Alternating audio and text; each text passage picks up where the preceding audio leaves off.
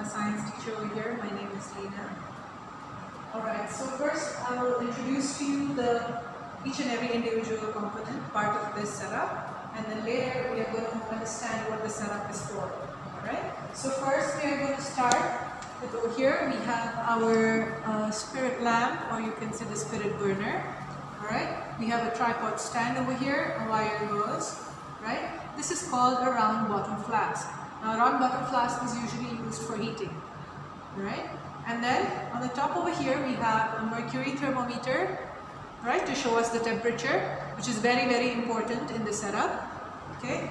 We should be able to read the thermometer in the correct way, and make sure that when you're reading it, your eye level is perpendicular to your thermometer scale, right? To avoid errors in reading the temperature.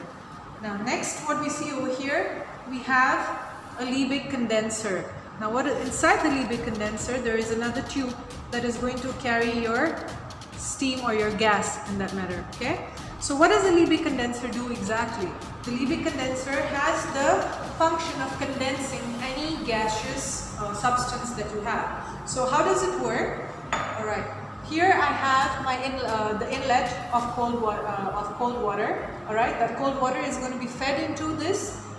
It's going to go all the way up here, right? Now, why do we put the cold water at the bottom? To make sure that there is efficient cooling, right? By cooling, I'm going to be converting my steam or my gaseous substance into a liquid state. All right, and then at the top over here, I have the outlet. The outlet, if you see, is directly connected to your sink. Alright, so this system will ensure that constantly there is cold water entering the Liebig condenser. Alright, so let's see why we will be using this setup. So this setup is specially used for distillation. What is distillation? You will be wondering. Distillation is a technique to separate mixtures. Alright, if I have a solid in a liquid which is diluted already, and I want to separate out the liquid part. Let's say I have salt and water in this round bottom flask, and I want pure water. Alright, what will I do? I will put my salt water here, I will light up this spirit lamp, and after some time when the liquid reaches a certain temperature, which is the boiling point of pure water. Now the boiling point of pure water is 100 degrees Celsius. So my eye has to be on the thermometer, and I have to look at a point when it stops at 100 degrees Celsius. Now when boiling happens, the temperature usually remains constant for a slight amount of time, right?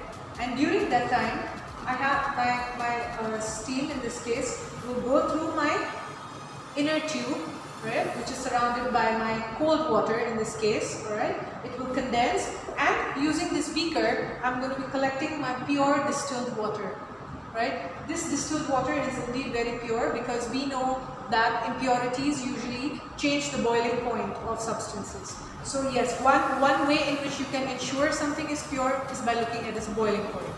Alright? And another thing is the positioning of this thermometer.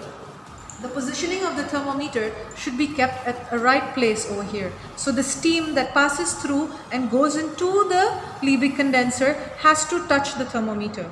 That is the way I can actually record the correct temperature of the steam. I think that is all. Thank you very much.